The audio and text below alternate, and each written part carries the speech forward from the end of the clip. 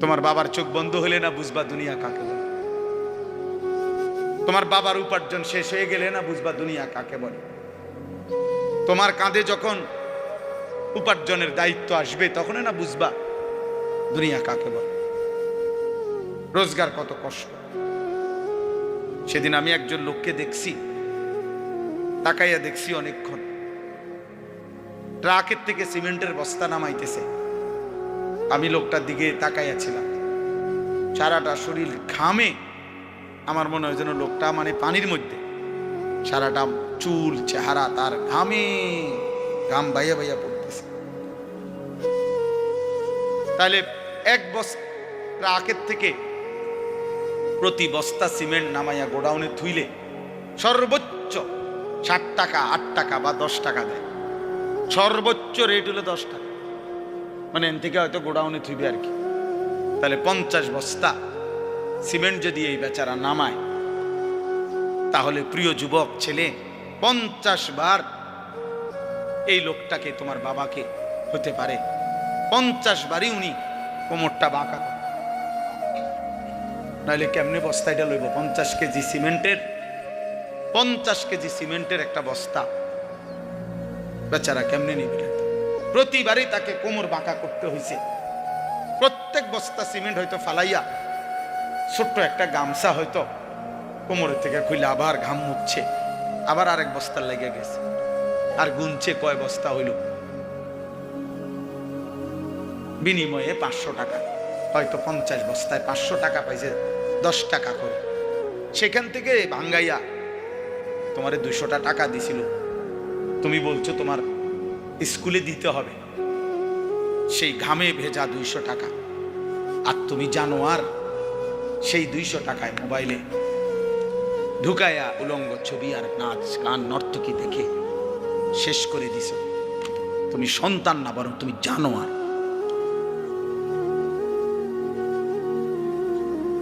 তুমি সন্তান, তুমি মানুষ না, বরং তুমি কুত্তা, তুমি জানোয়ার। তুমি জানো না তোমার বাবার এই 100টা টাকার পিছনে কতগুলো ঘাম ঝরছে, বেচা কতগুলো ঘাম ঝরছে।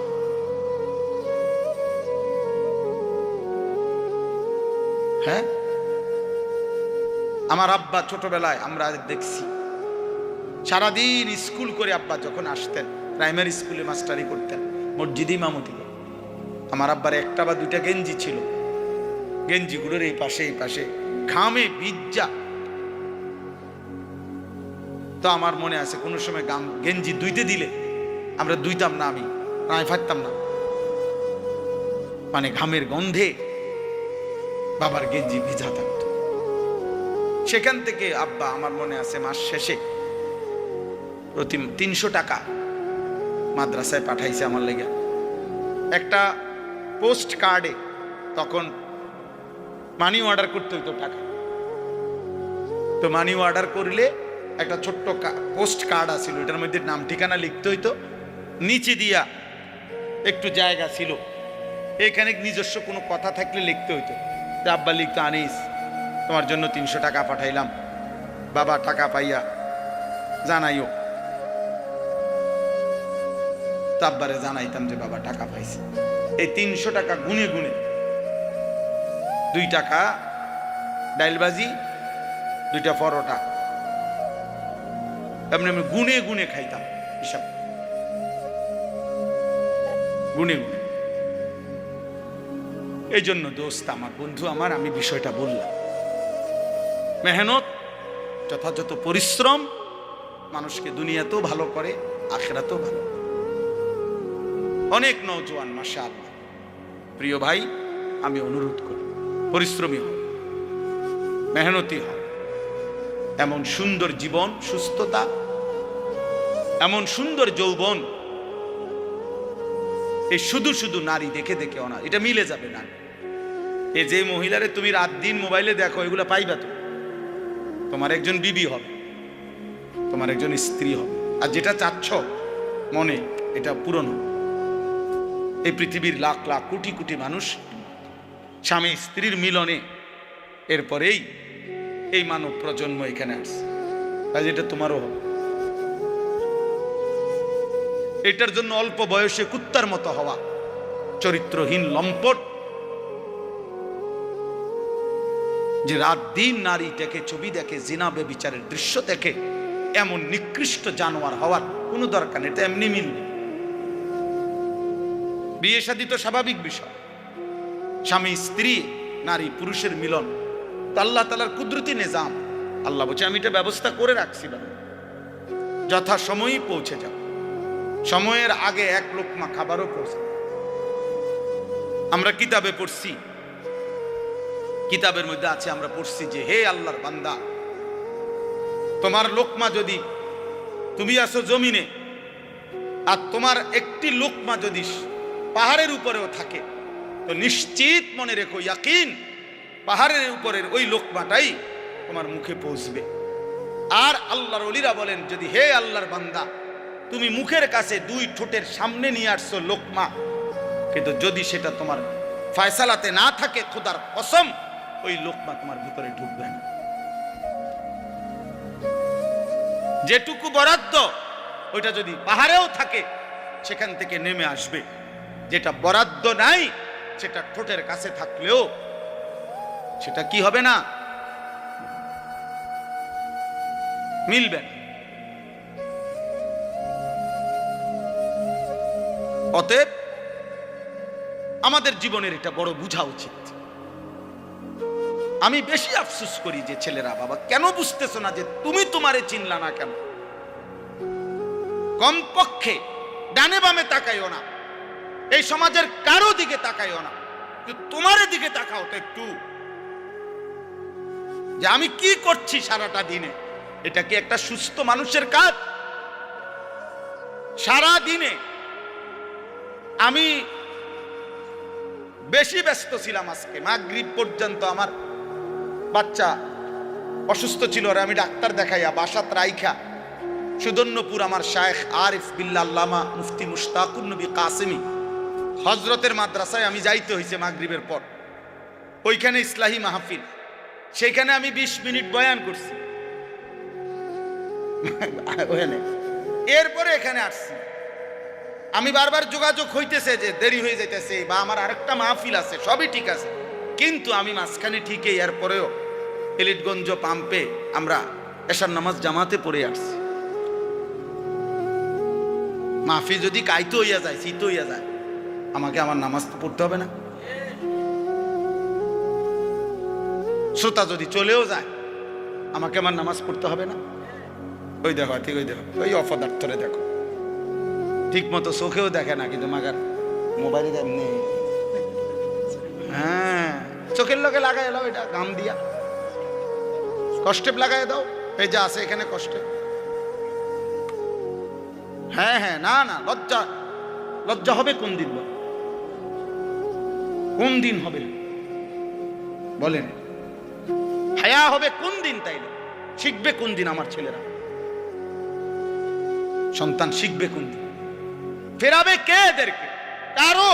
সবাই আমরা, সবাই ভাবতেছেন পাশ কাইটা জায়গা, সবাই ভাবতেছেন মাথা নোয়া জায়গা, সবাই ভাবতেছেন যার যার রুমে ঢুকে গেলে, ঘরে ঢুকে গেলে দরজা বন্ধ করে দিলে নিরাপদ। আল্লাহর কসম, কোন সমাজের মধ্যে যদি জিনা বেড়ে যায়, বেবিচার বেড়ে যায়, নারী ছেলে মেয়ের অবাধ মেলামেশা চলাফেরা যদি বেড়ে যায়, রব্বে কাবার কসম কিতাবে আছে, ওই সমাজের কোন ঘর আর পবিত্র নারী মেলা কঠিন হয়ে যায়। আগামীর প্রজন্ম হয়তো নেককার মেয়ে, চরিত্রবান মেয়ে, সতী সাথী মেয়ে মিলাটা কঠিন হয়ে যাবে যদি জেনা বেবিচার আর পরকিয়া আর হারাম অসভ্যতা এইভাবে ছড়িয়ে যায়। বর্তমান সময়ে মানুষের সবচেয়ে বেশি যেই গুণাটি হচ্ছে সেটা হলো এই চোখের গুণ। কিসের গুণা বলেন? এই চোখের।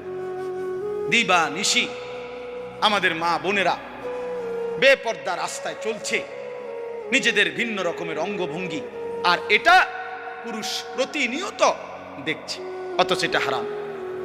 মোবাইলে প্রতিনিয়ত কিশোর যুবক ছেলেরা, একটা বয়সী ছেলেরা একেবারে বেসামাল এই বড় মোবাইল ব্যবহার করে রাত নাই দিন নাই সারা রাত নারী ছবি অস্থির দৃশ্য দেখছে। অথচ খোদার কসম এটা একদিন জাহান্নাম ছাড়া আর কিছুই মিলবে না।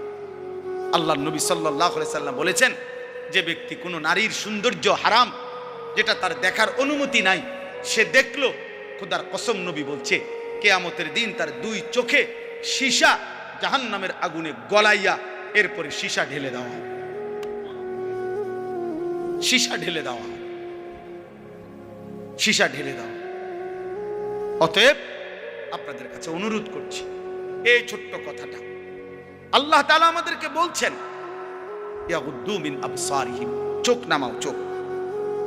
যুবক ভাই, তোমরা অনেক নওজোয়ান, মাশাআল্লাহ, প্রিয় সন্তান, নিজের উপরে দয়া করো। এই মোবাইলের অব্যাহত নেশা তোমারে ক্ষতিগ্রস্ত করবে। একদিন তুমি দুনিয়াও আগামাতা কিছুই খুঁজে পাবা না, আখেরাত আখেরাত। বয়স্ক বাবা যারা আছেন এখনো 50-60 বছর, অথচ এখনো চা দোকানে, টেলিভিশনে নাটক, সিনেমা, নর্তকীর নাচ দেখার অভ্যস্ত বা অভ্যাস আছে, আল্লাহর ওয়াস্তে চাচা ছেড়ে দেয়। এটা অসভ্যতা ছাড়া এই বয়সে আরো বেশি অসভ্যতা।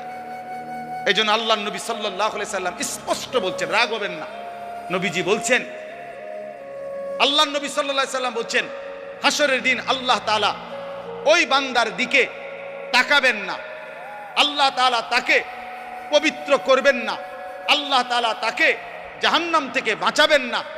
এই কথা বলতে গিয়ে 1 নম্বরে যার কথা বলছে, নবীজি বলছেন যে আশ-শাইখুজ জানি, যে বুড়া ব্যভিচারী।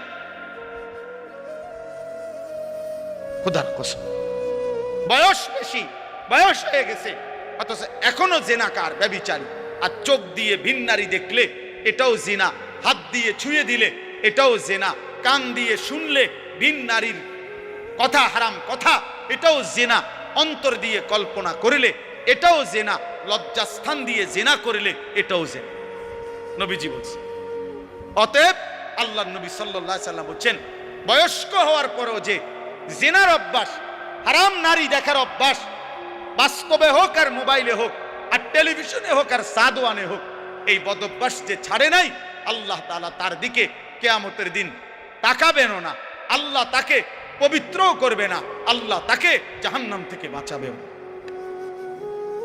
অতএব দয়া করে জওয়ান কিংবা বৃদ্ধ এবং নারীরা যারা, পরের আয়াতে আল্লাহ বলছেন, ওয়া কুল্লিল মুমিনাত ইয়াগদুদনা মিন আবসারিহিন্না ওয়া ইয়াহফাজনা ফুরুজাহুন্না। আল্লাহ বলছে মুমিন মহিলাদেরকেও বলেন তারা যেন ভিন পুরুষ থেকে তাদের চোখ নামিয়ে রাখে এবং তারাও যেন তাদের লজ্জাস্থান হেফাজত করে। অতএব চোখ হেফাজত করা, হারাম দৃশ্য, হারাম ছবি, অশ্লীল নাচ গান, হারাম নারীর দিকে তাকানো, যত মন চায় বা যদি কলিজা ছিঁড়েও যায়, যদি কলিজা ছিঁড়েও যায়, 1000 লক্ষ বারও যদি মন চায়, প্রিয় যুবক আমার, নওজওয়ান সাথী আমার, প্রিয় ভাই আমার, বন্ধু আমার, মুসলমানের সন্তান, তুমি ফিরে আসো। আমি এক বন্ধু অনুরোধ করলাম, এতে করে লাভ কি হবে? যালিকা আজকা লাহুম। কোরআনের এই আয়াতে আল্লাহ বলেন, যদি কেউ এই 2টি কাজ করে, 1 চোখ হেফাজত করে, 2 লজ্জাস্থান হেফাজত করে, আল্লাহ বলেন আমি ওয়াদা দিলাম, আমি তার অন্তর 100 শতভাগ আমি তার দিল পবিত্র করে দেব, 100 ভাগ পবিত্র। ইন্নাল্লাহা খাবীরুম বিমা ইয়াসনাউন। আল্লাহ বলে, বান্দা যখন তোমরা যাই করো না কেন, যেভাবেই করো না কেন, একাকী কিংবা লুকিয়ে, রাতের আধারে কিংবা গভীর রজনীতে, ইয়ারফোন লাগাইয়া কিংবা লাইট নিবাইয়া, দরজা বন্ধ করে কিংবা সিটকারি লাগাইয়া, রাতের গভীরে কিংবা পাহাড়ের জঙ্গলে কিংবা পাহাড়ের চূড়ায় কিংবা জঙ্গলের গভীরে কিংবা 7 তবক জমিনের নিচে কিংবা 7 আসমানের ঊর্ধ্বে, যেখানেই যা করো না কেন, আমি খবর রাখি, খবর রাখি, আমি দেখি বান্দা, আমি দেখি বান্দা, আমি দেখি। গোবর থেকে দুর্গন্ধই বের হবে, গোলাপ ফুল থেকে সুঘ্রাণই বের হবে। অতএব রাস্তা রাস্তায় ঘুরতো যেই মেয়ে, বিবাহের আগে কোনো না কোনো ছেলের সাথে হারাম কোনো সম্পর্ক করত যে মেয়ে, আল্লাহর কসম ওই অপবিত্র মেয়ে থেকে পবিত্র কিছু আশা করা যাবে না। এই গোবর থেকে দুর্গন্ধই বের হবে, এই গোবর থেকে দুর্গন্ধই বের হবে। অতএব এটা ভাবা দরকার, ভাব, আমরা এটা বোঝা দরকার আমাদের প্রজন্মের হেফাজত দরকার। একটি সমাজের মধ্যে সবচেয়ে বড় সম্পদ, একটি ঘরের সবচেয়ে বড় সম্পদ, একজন বাবার সবচেয়ে বড় সম্পদ তার স্ত্রী সন্তান। খাট যত দামি হোক দোস্ত, 20 বছর পরে এই খাট ওই ঘরে থাকবে না। পৃথিবীর সবচেয়ে মজবুত কাঠ দিয়েও যদি সোফা বানায় 5 বছর লাগবে না, এটার বার্নিশ উঠে যাবে 3 বছর 4 বছরের ভিতরে। পরবর্তী 20 বছরের ভিতরে ওই ফার্নিচারের নাম গন্ধ ঘরে পাওয়া যাবে না, কারণ এর পরে আরো বহু লেটেস্ট মডেল পৃথিবীতে আসছে, যার কারণে ইডি হালাই দিছে। বোঝেন নাই কথা? এটা মসজিদে যে আগে মোজাইক হইতো, আমি তো দেখছি ছোটবেলা, মেশিন দিয়া ছোট ছোট ছোট গুড়া গুড়া পাথরের গুড়া মোজাইক করতো। আর এগুলার মোজাইক আগে ছোট ছোট এলো মেলো পাথরের কঙ্কর, ছোট ছোট পিচ্ছি পিচ্ছি পিচ্ছি না মোজাইক দেখছেন না? কই এখন আসেনি এগুলা। মোজাইক ভাঙ্গা টাইলস লাগা, মানে এমন মসজিদ যেখানে আগে মোজাইক ছিল, কয় না এটি ওনার ভাল লাগে না, আরে উড়াও এটি উড়াও, টাইলস পুরা বসি টাইলস করো, টাইলস পুরাতন গ্রিল বদলাইয়া SS5 এর দরজা গ্রিল লাগানো হয় কিনা বলে? তাইলে বাবা বলে দুনিয়ার এই আসবাব উপকরণ আমরা যা দুনিয়া সাজাইলাম ঘরের, আল্লাহর কসম এগুলা থাকবে না। আমনে রেখে যাওয়া কাছের ফ্লেট আগামী 10 বছর পরে আর থাকবে না। আপনার রেখে যাওয়া সোফা, ফার্নিচার, খাট, ডাইনিং টেবিল এগুলো থাকবে না। এগুলা বংশধররা ফেলে দিবে, নায়নাতকুররা ফেলে দিবে। কিন্তু আপনি যেই ছেলেটাকে গড়ে গেলেন, আপনি যদি মেয়েটাকে দিন শিখায়া যান, পর্দা শিখায়া যান, ছেলেটাকে আল্লাহর কোরআন শিখায়া যান, খোদার কসম তার প্রতিটা সেজদা মৃত্যু পর্যন্ত ওই বাবা মার আমল নামার মধ্যে নেকি নিয়ে আস, কোনো সন্দেহ নেই। আল্লাহ নবী সাল্লাল্লাহু আলাইহি সাল্লামের হাদিস কত শুনছেন আপনারা, ওয়াজে উলামায়ে কেরাম বলে আপনাদেরকে যে মান ক্বারা আল কুরআন ওয়া আমিলা বিমা ফীহি উলবিসা ওয়ালিদাহু তাজান ইয়াউমাল কিয়ামা। আল্লাহ নবী সাল্লাল্লাহু আলাইহি সাল্লাম বলেন, যে কোরআন পড়লো, কোরআন অনুযায়ী জীবন চালাইলো, ওই ব্যক্তির মা বাবাকে কিয়ামতের দিন নূরের মুকুট, আলোকিত মুকুট পরিধান করানো হবে। নবীজি বলছে তাহলে ভাবো তো, যদি বাবা মাকে এই মর্যাদা দেওয়া হয়, তাহলে যে কোরআন পড়লো সরাসরি, যে নিজে আমল করলো, ফামা যান্নুকুম বিল্লাযী আমিলা বিহাযা, তাকে আল্লাহ কি পুরস্কার দিবে? যে কোরআন পড়ছে, যে কোরআন আমল করছে। বাপ মারে যদি আল্লাহ সম্মান দেয়, তো হাফেজে কোরআনকে কি দিবে? আলেমে দ্বীনকে আল্লাহ কি দিবে?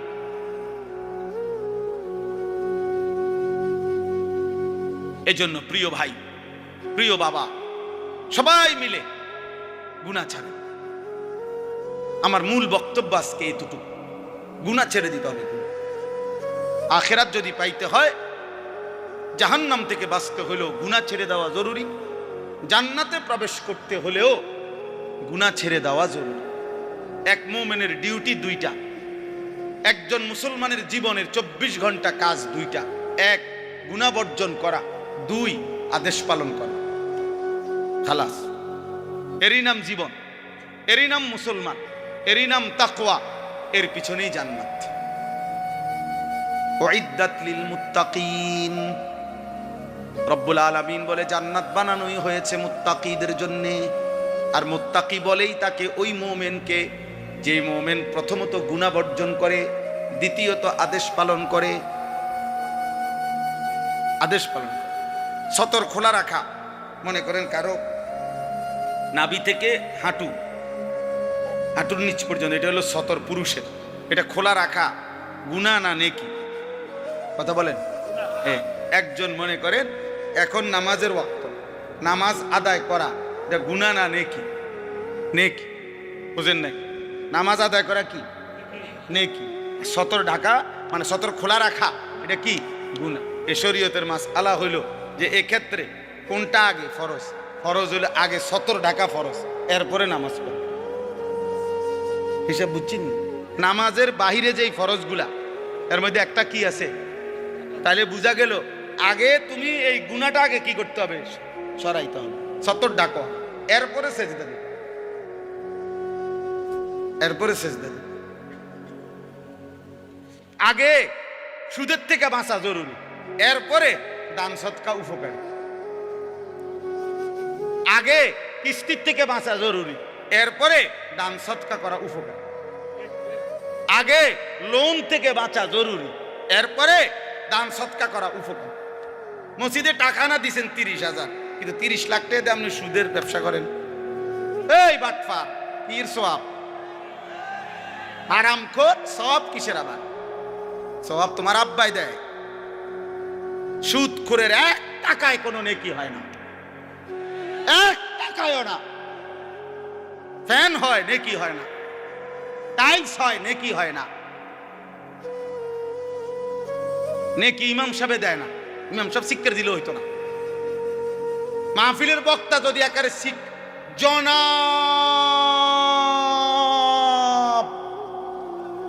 অমুকে অমুক 30,000 মার হাবা, আবারে মার, যা ফারস মার, তারে তেহা দিল কেন, মার কন্যা।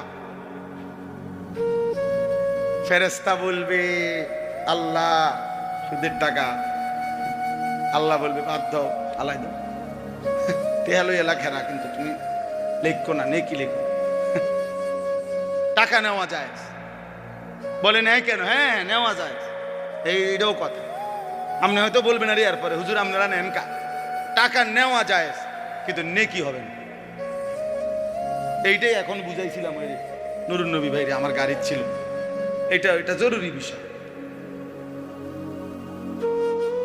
নেকি হবে না, নেকি হইতে হইলে হালাল হইতে হবে।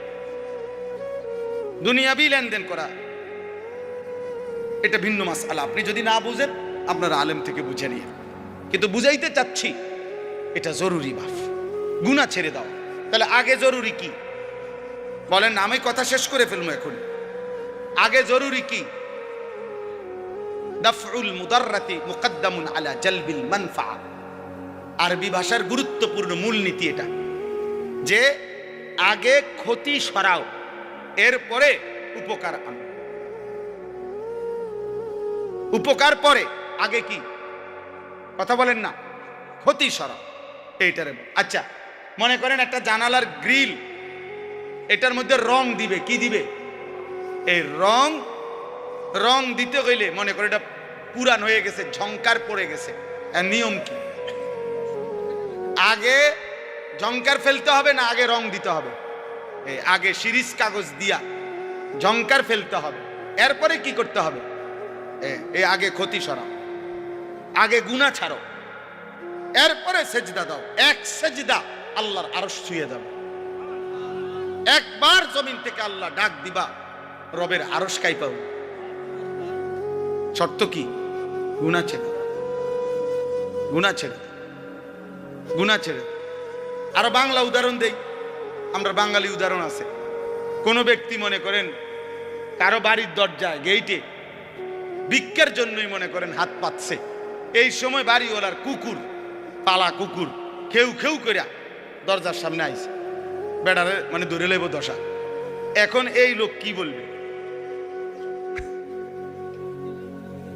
বাড়িওয়ালার আগে কি বলবে? যে কি সরাও, আমার চাল লাগতো না ভাই, আল্লাহর দোহাই, আমার কি লাগবে না, তুই এটা সরা ভাই, এটা সরা। কামড় না দোক, কামড় না দোক, শুধু এইটারে কয় কি? ভিক্ষা থাক, কুত্তা সামলাও, চাল লাগবে না, উপকার করণ লাগতো না ভাই, ক্ষতি যাতে না করে, ক্ষতি যাতে না। এই জন্য এক মুমিনের প্রথম ডিউটি, যুবক হোক বৃদ্ধ হোক, আমি হই তুমি হই, আলেম হোক পাবলিক হোক, আপনি মনে রাখবেন। আপনারা অনেক সময় অনেকে আছে বলে আরে হয়তো লম্বা লম্বা হুজুরের মধ্যে তো দোষের অভাব নাই, বলে কি না বলেন? আমিও তো বলি হুজুরের মধ্যে দোষের অভাব নাই। হুজুররা কি বেহেশতের থেকে নিয়ে আসছে? আমি কি এখন বেহেশতের থেকে আসছি না ক্যান্টনমেন্ট থেকে আসছি? ময়নামতি সাহেবের বাজার আমার বাসা, আমি কোনো বেহেশতের থেকে আসছি? মানে আপনি যদি মনে করেন কোনো হুজুরেরও দোষ আছে, হ্যাঁ হ্যাঁ, তো আপনি আমার জন্য দোয়া করেন। আমরা আপনাদের জন্য দোয়া করি না? কথা বলেন না কেন? তো আপনারা আমার জন্য দোয়া করবেন যে আল্লাহ ওনারও গুনার থেকে বাঁচান, ওনারও আল্লাহ আপনি নেক আমলের তৌফিক দেন। আমি আপনার কাছে দোয়া প্রাপ্য না? কথা বলেন না কেন? তো তাইলে অসুবিধা কি? এটা এটা কিন্তু সূক্ষ্ম ধোঁকা, সূক্ষ্ম ধোঁকা। আপনি চোখের সামনে দেখতেছেন আমরা দুইজন, তো এখন আমি পড়ে গেছি পানিতে, তো এরপরে আপনার দায়িত্ব এটা, আর আমি থাইকে লাভ কি? এটাই তো কথা।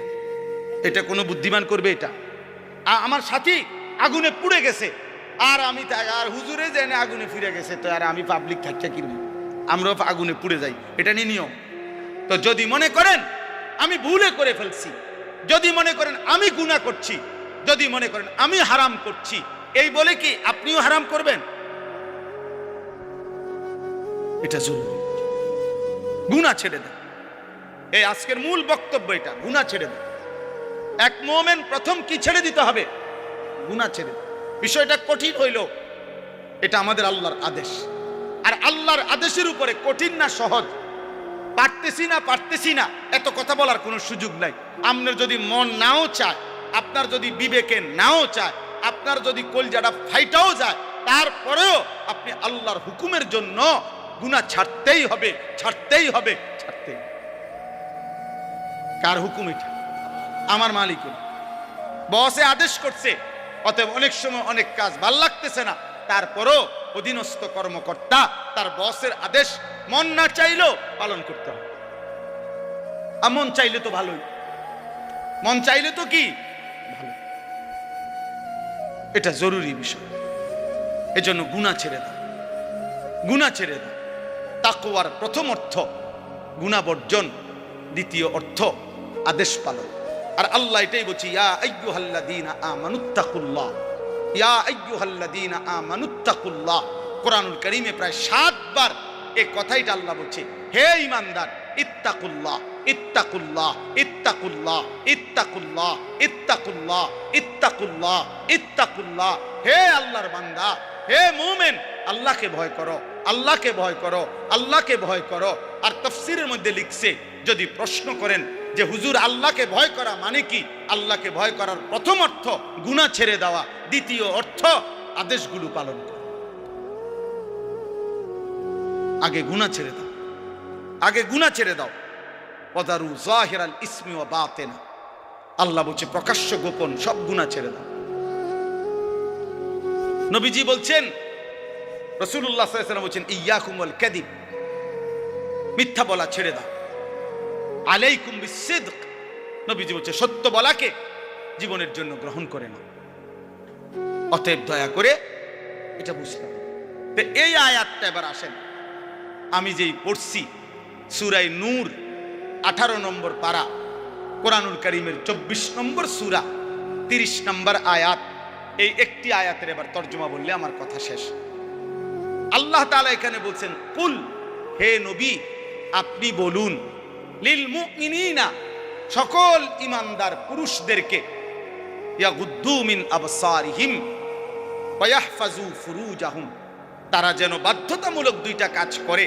এক, তারা যেন সকলেই তাদের চোখ ভিন নারী, হারাম ছবি, হারাম দৃশ্য থেকে চোখ যেন নিচে নামায়।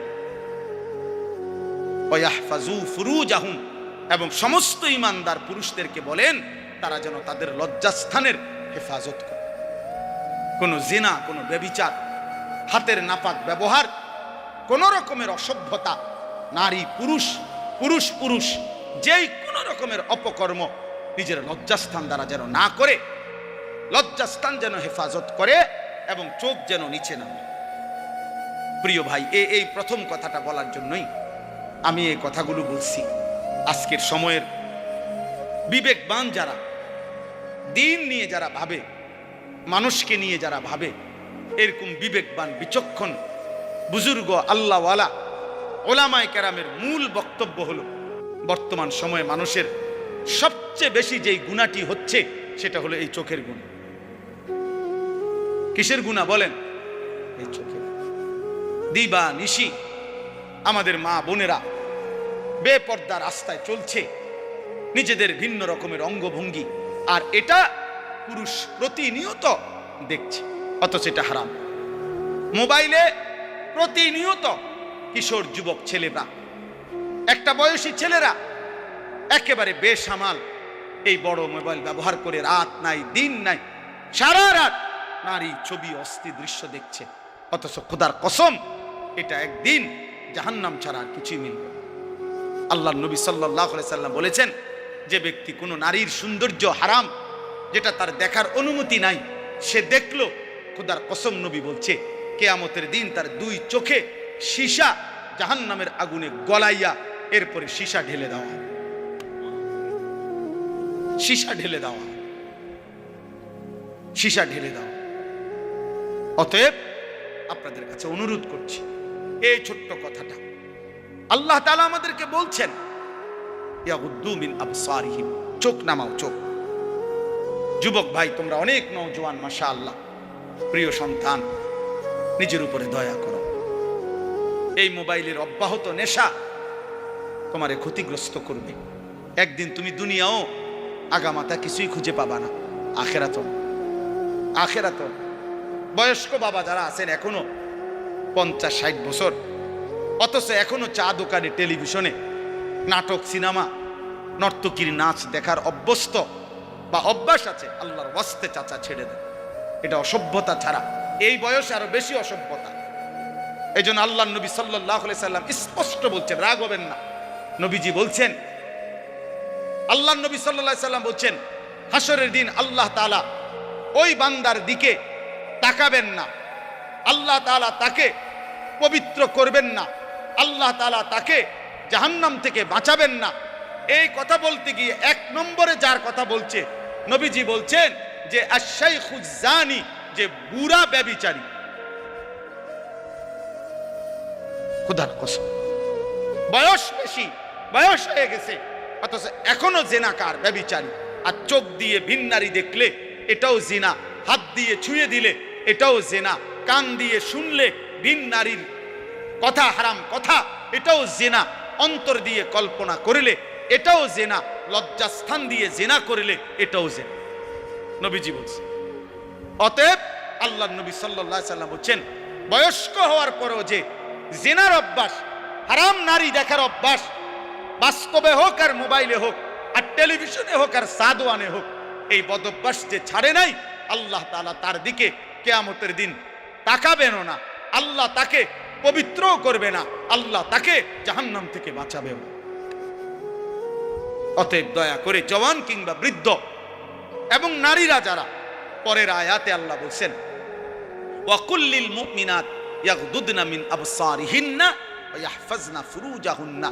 আল্লাহ বলছে মুমিন মহিলাদেরকেও বলেন তারা যেন ভিন পুরুষ থেকে তাদের চোখ নামিয়ে রাখে এবং তারাও যেন তাদের লজ্জাস্থান হেফাজত করে। অতএব চোখ হেফাজত করা, হারাম দৃশ্য, হারাম ছবি, অশ্লীল নাচ গান, হারাম নারীর দিকে তাকানো, যত মন চায় বাপ, যদি কলিজা ছিঁড়েও যায়, যদি কলিজা ছিঁড়েও যায়, 1000 লক্ষবারও যদি মন চায়, প্রিয় যুবক আমার, নওজওয়ান সাথী আমার, প্রিয় ভাই আমার, বন্ধু আমার, মুসলমানের সন্তান, তুমি ফিরে আসো। আমি এক বন্ধু অনুরোধ করলাম, এতে করে লাভ কি হবে? যালিকা আযকা লাহুম। কোরআনের এই আয়াতে আল্লাহ বলেন, যদি কেউ এই 2টি কাজ করে, 1 চোখ হেফাজত করে, 2 লজ্জাস্থান হেফাজত করে, আল্লাহ বলেন আমি ওয়াদা দিলাম, আমি তার অন্তর 100 100% আমি তার দিল পবিত্র করে দেব, 100% পবিত্র। ইন্নাল্লাহা খাবীরুম বিমা ইয়াসনাউন।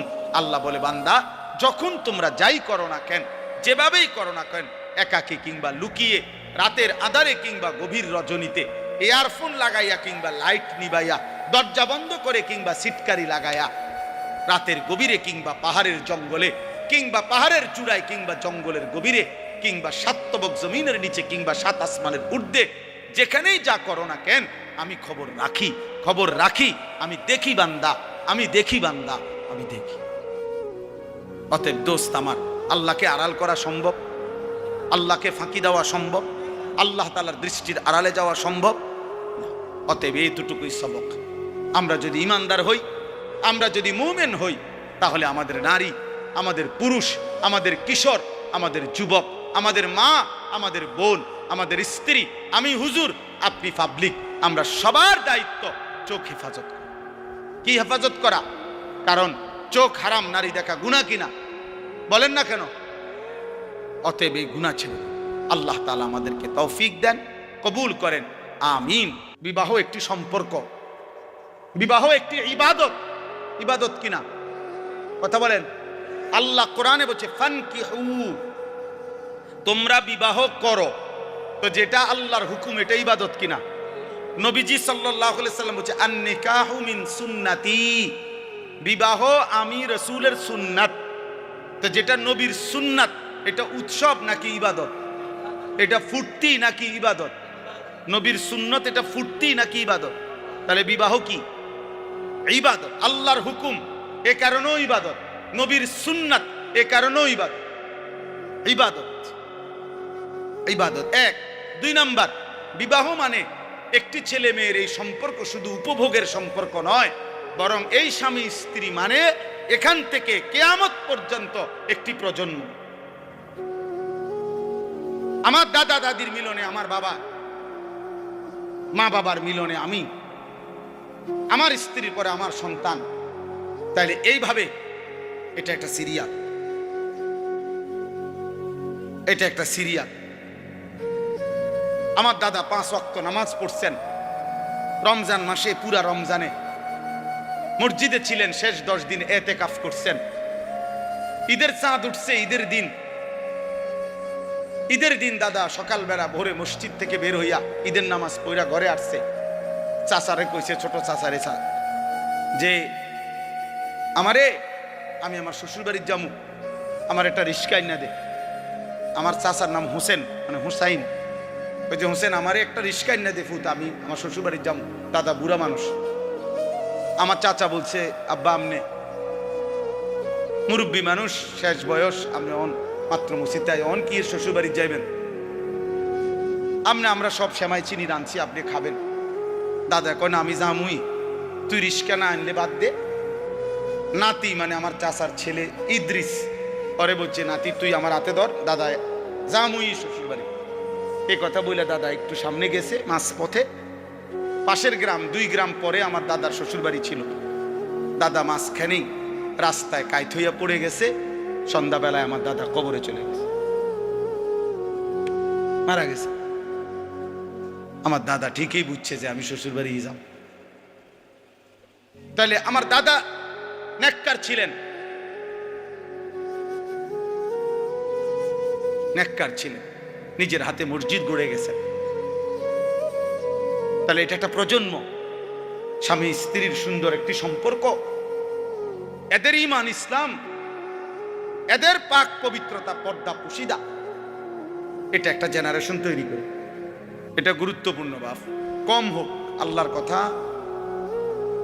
কোরআন সুন্নাহর কথা আদবের সাথে শুনতে হয়, এটা জরুরি, নাইলে ফায়দা হয় না। এক তো হইলো আমি একজন চিৎকার দিল, একজন সুর দিল, একজন টান দিল, কিছু বুট বাদাম বেচা হইল, এই সব মিলে ঝিলে কিছু একটা হইল না ভাইয়া, এটা আসলেই মূল মাকসাদ না। একটা বাঁশ মাটিতে গাঁটতেও কষ্ট আছে। এই রাস্তাটা আমি আসছি এখন অনেক ভাঙ্গা, তাইলে প্রত্যেককেই কষ্ট করে আসতে হয়েছে। সেটা যদি কোনো ফায়দা না হয়, আপনি দেখেন ওইখানে বুট বাদামের দোকানে অনেক লোক দাঁড়ায় আছে, অসংখ্য লোক এখন এই মাত্র। তাহলে সামান্য বাচ্চাদের কতগুলো খেলনা জিনিস, এই ছোট ছোট বাস, ছোট ছোট গাড়ি ঘোড়া, এগুলোর দোকানে এত লোক দাঁড়ায় থাকা কি অর্থ আছে বলে? মানুষের তো স্বাভাবিক একটা বিবেক থাকা দরকার যে আমি এখানে কেন দাঁড়ায় রইলাম। অথচ বাড়ির থেকে রওনা দিছে, অথবা বাড়িওয়ালা ঘরওয়ালারা জানে ওয়াজে গেছে, এটা জানে না, কি বলে? কিন্তু শয়তান মাঝ পথে আটকে রাখছে। হ্যাঁ, এটা কোরআনুল কারীমের মধ্যে আছে। আল্লাহ তাআলা কাছে শয়তান চ্যালেঞ্জ করেছে, তাল্লাহি লা উযায়্যিনান্না আ'মালা ওয়া লা উগদিয়ান্নাহুম আজমাইন। আল্লাহর কসম, হে আল্লাহ, আমি আপনার বান্দাদের কাছে তাদের কাজকে গুনাহের রং দিয়ে সাজিয়ে দেব, অতঃপর আপনার বান্দাদেরকে আমি পথভ্রষ্ট করে দেব, পথভ্রষ্ট করে দেব। আল্লাযীনা যাল্লা সাইয়ুহুম ফিল হায়াতিদ দুনিয়া অহুম ইয়াহসাবুনা আন্নাহুম ইউহসিনুনা সুনআ। কোরআন শরীফে আছে, আল্লাহ বলেন অসংখ্য ক্ষতিগ্রস্ত বান্দা আছে এমন, দিন রাত তারা তাদের পরিশ্রম কর্মকাণ্ড কাজকর্মের দ্বারা ভাবতেছে অনেক ভালো কিছু করছে। আল্লাহ বলেন অথচ আসলে তারা ধোঁকা খাচ্ছে, বরং পথভ্রষ্ট হচ্ছে, নিজেদের সমস্ত আখিরাত খাসারা বরবাদ করছে, বরবাদ করতেছে। আফামান যুগিনা লাহু সুউ আমালিহি ফারাআহু হাসান, এটাও কোরআন শরীফের আয়াত। আল্লাহ তাআলা বলেন যাকে তার গুনাহ, তার নাফরমানির কাজটাকে তার কাছে খুব সুন্দর করে দেয়া হয়েছে, আর সে এটাকে মনে করতেছে ভালো কাজ, অথচ আসলে শয়তান তার নিকটে গুনাহকে সুন্দর করে সাজিয়ে দিছে, সাজায় দিছে। এই জন্য বাপ আমরা এটা বুঝা উচিত। আরবিতে বলা হয় কালিমাতু হাক্কিন উরিদা বিহাল বাতিল, কথা সত্য মতলব খারাপ। অর্থাৎ অনেক সময় এমন হয় যে কথা তো সুন্দর কিন্তু ভিতরের উদ্দেশ্য খারাপ। এই জন্য অনেক কিছু তো আমাদের কাছে মনে হয় এটা করলে খুব সুন্দর হবে, কিন্তু এর দ্বারা উদ্দেশ্য ভিন্ন। এই জন্য দেন একটু আগায় দেন, একটু একটু করে। আরে আপনি কথা বলেন, আসতে বলেন। মানুষের আগাইবার কথা কই এত ধমক দিলে তো আর হইতো না। নিজের বসা নিজে বসে দেন, একটু একটু আগায় দেন। মানুষ একজন বসতে এত আগালো কি দরকার? জি মাশাআল্লাহ। চলেন, 2 নাম্বার কথা হলো ভাইয়া, আমার প্রিয় ছোট ভাই হাফিজ মাওলানা আতিকুর রহমান আশরাফ, আমি আইসাই শুনতেছি বলতেছে, এইমাত্র সে বলছে এটা আপনাদের কাছে। আমি আবার বললাম ছেলেরা, ভাইয়া একটা ছেলে মোবাইল হাতে ধইরা ভিডিও বা রেকর্ড করবা না, আমি নিষেধ করলাম। আর একটা মোবাইলও ধরে রাখবে, আমি নয়তো উঠাই দেবো তোমার দোস্ত, তুমি উঠে যাইতে হবে এখান থেকে। এরপরে ধমক দিলে লজ্জা পাইবা। আমি আগেই বলছি, আমি ব্যক্তিগতভাবে কোনো প্রার্থী না, নির্বাচনের কোনো জনসভার জন্য আসিনি। আমার একটা মার্কা আছে, সবাই একটু খেয়াল রাখেন না, কোনো মার্কা নাই। কথা বুঝছেন কিনা? আমি কোনো প্রার্থী না, এটা কোনো নির্বাচনী জনসভা।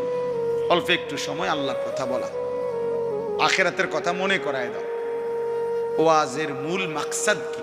মূল মাকসাদ আত-তারগীব ওয়াত-তারহীব। অর্থ হলো জান্নাতের কাজের প্রতি উৎসাহিত করা, জাহান্নামের কাজের প্রতি ভয় প্রদর্শন করা। আত-তারগীব মানে হলো উৎসাহিত করা, আত-তারহীব মানে হলো ভয় প্রদর্শন করা। এটাই মূল ওয়াজ, মূলত মাকসাদ এটাই, যে আখিরাতের দিকে, জান্নাতি কাজের দিকে আপনাকে উৎসাহিত করলাম, আর জাহান্নামী কাজের দিকে ভয় প্রদর্শন করলাম, ভয় প্রদর্শন করলাম। এটাই মূল বিষয়।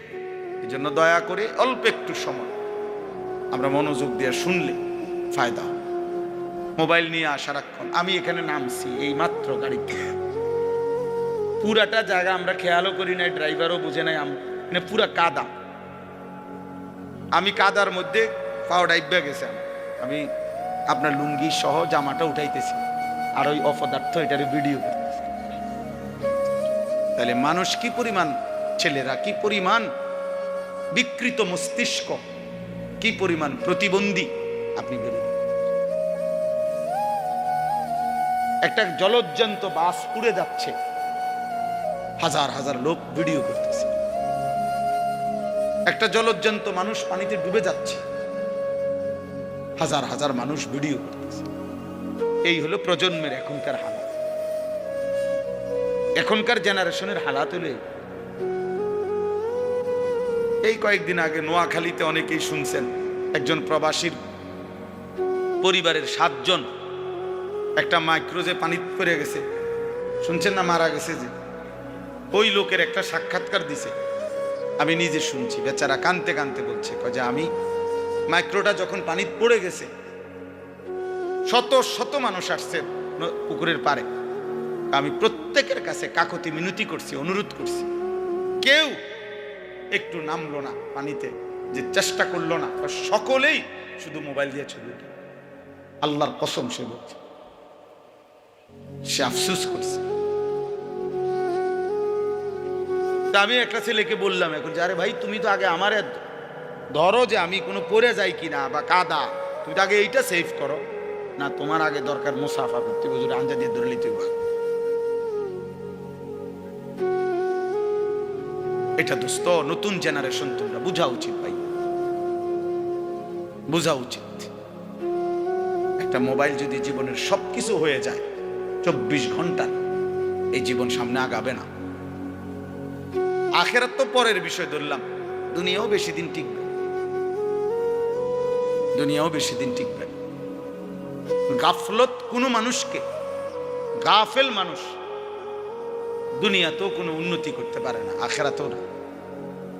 অমনোযোগী, অবহেলা, খামখেয়ালি, কাজের প্রতি নিষ্ঠা নাই, আগ্রহ নাই, পরিশ্রমের মানসিকতা নাই, ওই মানুষ দুনিয়াবি বাজার ব্যবসা লেনদেন নিজের দুনিয়ার কাজেও ভালো করতে পারে।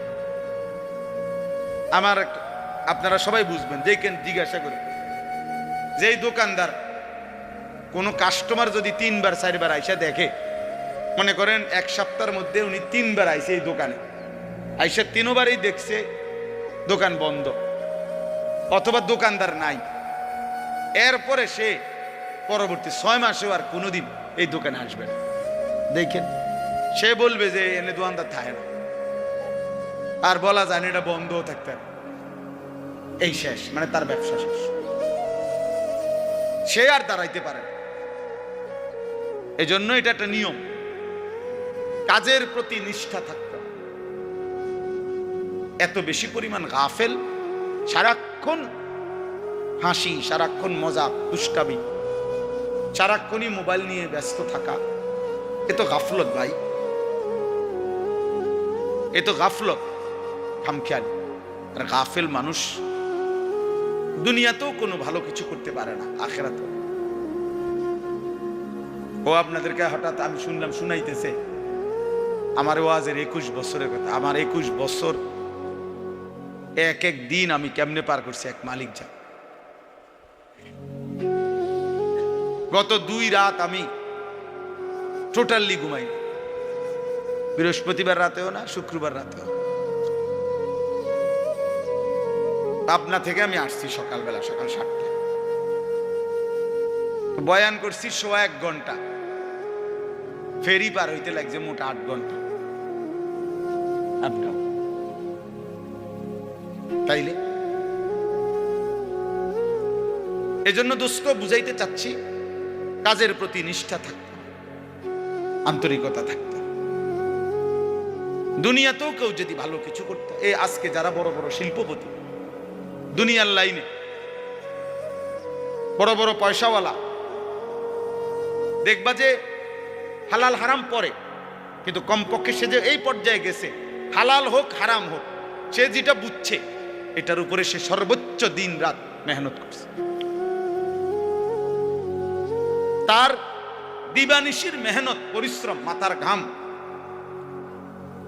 তারে এই পর্যায়ে নিয়ে গেছে। আমার একদিন একজন বড় ব্যবসায়ী, ঢাকা পল্টনের 1000 কোটি টাকার মালিক এখন, উনি বলছিলেন, হুজুর আমি দোকানে দোকানে দাঁড়ায় থাকতাম, তারা দুপুরবেলা খানা খাইলে দোকানদাররা বাটির কোনা দিয়া যদি 2 ভাত, কুদ্দুর তরকারি বাকি থাকতো, আমার এগুলা দিলে আমি 3-4 দোকানের এই খানা একত্র করে বা আমি 2 ভাত খাইতাম। আমি এভাবে তাকায় দাঁড়ায় হাঁটতাম, শুধু দোকানদাররা খাইলে যদি কুদ্দুর দেয় আমারে, আমি এত অভাবী ছিলাম, কিন্তু সেই আল্লাহ আমাকে মেহনতে পরিশ্রম করে গেছি, আজকে 1000 কোটি টাকার মালিক। স্বাভাবিক একটা রেস্টুরেন্টে আছে ওনার 16 তালা। তাইলে দোস্ত দুনিয়ায় বললাম, দুনিয়া বাংলাদেশের একজন প্রতিষ্ঠিত ব্যবসায়ী ছিলেন, কিছুদিন আগে মারা গেছেন। আমি ইচ্ছা করে নাম বলতেছি না, পত্রিকায় ওনার অনেক বড় লেখা আছে। উনি বলছেন বাড়ির থেকে 90 টাকা নিয়ে সর্বপ্রথম আমি সায়দাবাদ গেছি, ঢাকা। সায়দাবাদে যারা মাটি কাটে ওই সময় তাদের সাথে যে যোগ দিছি, মাটি কাটবে, তারা বলছে যে কোদাল এবং টুকরি নিজের না হইলে হইতো না। অন্ত পড়ছে আরো বিপদে, মাটিও তো কাটতে পারতাম না, কারণ আমার তো কোদালও নাই, টুকরিও নাই। এরপরে আবার গায়ে খাইটা কষ্ট কইরা তারপরে কোদাল টুকরি কিনছি। ওইটুকু দিয়েই সে বাংলাদেশের মৃত্যুর আগে তিনি বাংলাদেশের একজন প্রথম শ্রেণীর ঠিকাদার ছিলেন। হাজার হাজার কোটি কোটি টাকার এই রোডের, হাইওয়ে রোডের কাজ করতেন। একটা সময় এই 90 টাকার পুঁজি। তাহলে ছেলেদেরকে বললাম, বাবা দুনিয়াও ভালো হবে না, এই ফেটে বাতে চলবে আর কি, কোন রকম আর জোরাতালি, এই চুলে ঘুরাইতে আর বাহারা দিন, এই কামের দূরে দিছে শয়তান তোমারে, ইবলিসে, যে তোমার একটা মহান কাজ দিছে, যে তোমার একটি জীবনের শ্রেষ্ঠ কাজ হলো প্রতিদিন সকাল থেকে রাত ঘুম পর্যন্ত 1,00,000 বার তুমি মোট চুলের এরকম পিছনে ফিরাইবে। এই একটা তোমারে দারুণ কাজ দিছে শয়তান, তোমার মতো ফালতু লোকের একটা কাজ ধরা দিছে, তোমারে একটা দারুণ কাজ দিছে যে তুমি নিজের পয়সা দিয়ে এমবি ঢুকাইবা, আর সারা পৃথিবীর পাগল ছাগল, সুস্থ অসুস্থ, যে যা মোবাইলে দেয় তুমি শুধু টাইনা টাইনা দেখবে। টাকা যাবে তোমার, সময় যাবে তোমার, হায়াত যাবে তোমার, কামাই হবে।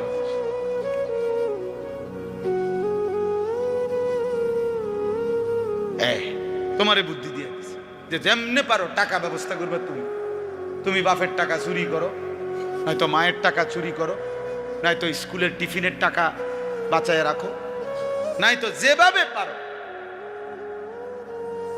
নারী তোমাকে দেখতেই হবে, উলঙ্গ ছবি তোমাকে দেখতেই হবে, হারাম ছবি তোমাকে দেখতেই হবে, অসৎ বন্ধুদের আড্ডা দিতেই হবে, আড্ডা দিতেই হবে। আল্লাহ আমাদেরকে হেফাজত করেন।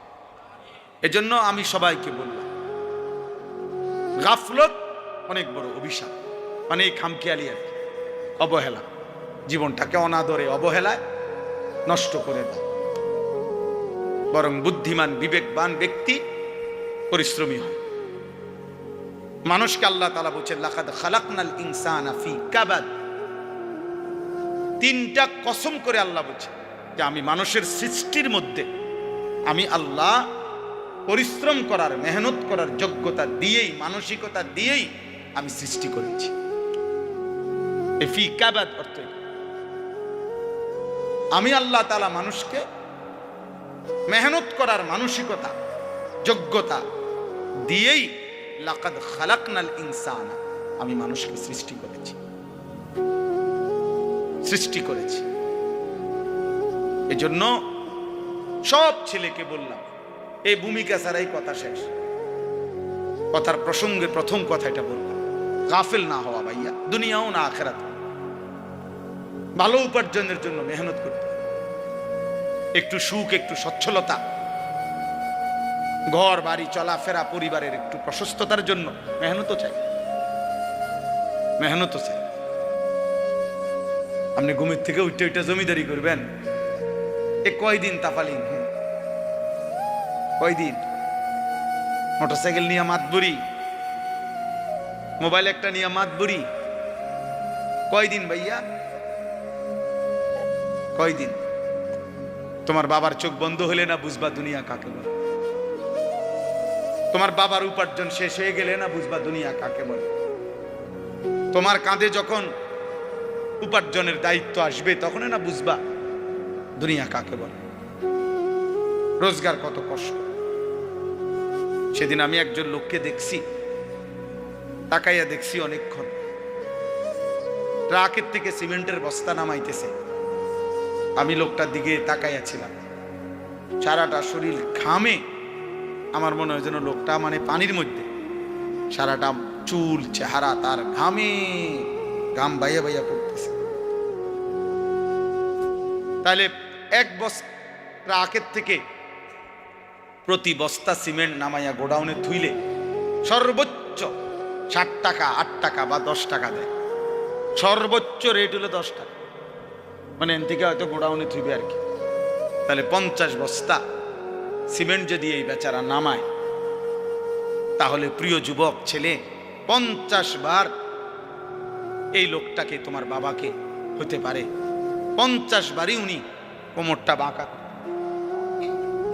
নাহলে কেমনে বস্তাটা লইব? 50 কেজি সিমেন্টের, 50 কেজি সিমেন্টের একটা বস্তা বেচারা কেমনে নিবে? প্রতিবারই তাকে কোমর বাঁকা করতে হয়েছে। প্রত্যেক বস্তা সিমেন্ট হয়তো ফালাইয়া ছোট্ট একটা গামছা হয়তো কোমরের থেকে খুলে আবার ঘাম মুছছে, আবার আরেক বস্তার লেগে গেছে, আর গুনছে কয় বস্তা হইল। বিনিময়ে 500 টাকা, হয়তো 50 বস্তায় 500 টাকা পাইছে, 10 টাকা করে। সেখান থেকে ভাঙ্গাইয়া তোমারে 200 টাকা দিছিল, তুমি বলছো তোমার স্কুলে দিতে হবে, সেই ঘামে ভেজা 200 টাকা। আর তুমি জানো আর সেই 200 টাকায় মোবাইলে ঢুকাইয়া উলঙ্গ ছবি আর নাচ গান নর্তকী দেখে শেষ করে দিছ। তুমি সন্তান না, বরং তুমি জানো আর।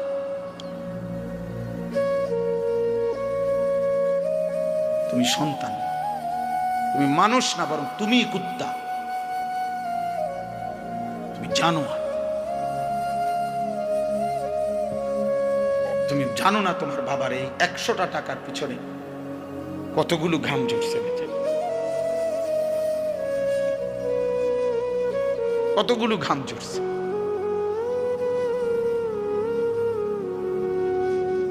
হ্যাঁ, আমার আব্বা ছোটবেলায় আমরা দেখছি সারাদিন স্কুল করে আব্বা যখন আসতেন, প্রাইমারি স্কুলে মাস্টারি করতেন, মসজিদে ইমামতি।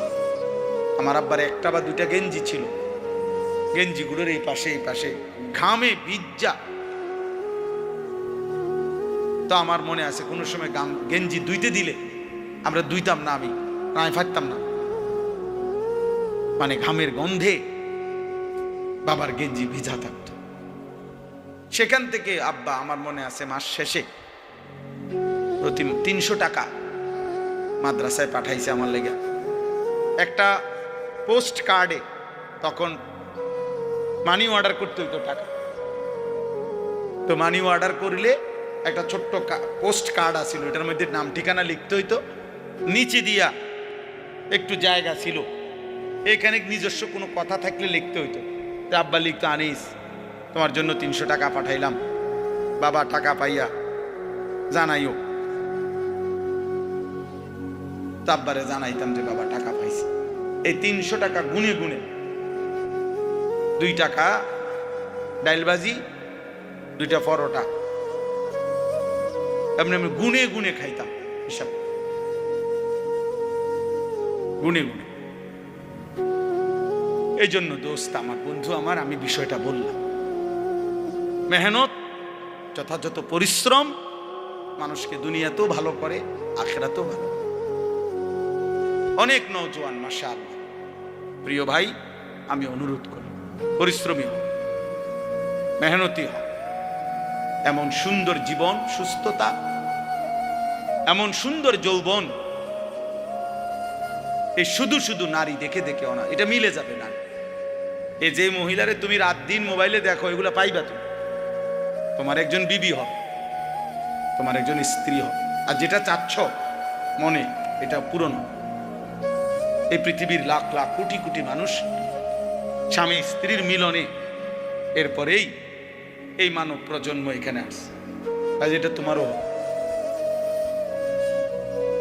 এটার জন্য অল্প বয়সে কুত্তার মতো হওয়া, চরিত্রহীন লম্পট, যে রাত দিন নারী দেখে, ছবি দেখে, জিনা বেবিচারের দৃশ্য দেখে, এমন নিকৃষ্ট জানোয়ার হওয়ার কোনো দরকার নেই। এটা এমনি মিলবে। বিয়ে শাদী তো স্বাভাবিক বিষয়, স্বামী স্ত্রী, নারী পুরুষের মিলন তো আল্লাহ তাআলার কুদরতি নিজাম। আল্লাহ বলছে আমি এটা ব্যবস্থা করে রাখছি, যথা সময়ই পৌঁছে যাব, সময়ের আগে এক লোকমা খাবারও পৌঁছে।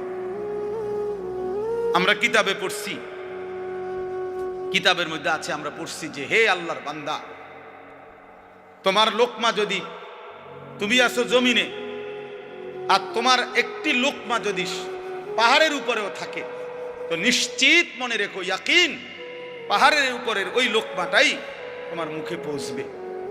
আর আল্লাহর ওলিরা বলেন, যদি হে আল্লাহর বান্দা, তুমি মুখের কাছে দুই ঠোঁটের সামনে নিয়ে আসছো লোকমা, কিন্তু যদি সেটা তোমার ফয়সালাতে না থাকে, খোদার কসম ওই লোকমা তোমার ভিতরে ঢুকবে না। যেটুকু বরাদ্দ ওইটা যদি পাহাড়েও থাকে সেখান থেকে নেমে আসবে, যেটা বরাদ্দ নাই সেটা ঠোঁটের কাছে থাকলেও সেটা কি হবে না, মিলবে। অতএব আমাদের জীবনের এটা বড় বোঝা উচিত।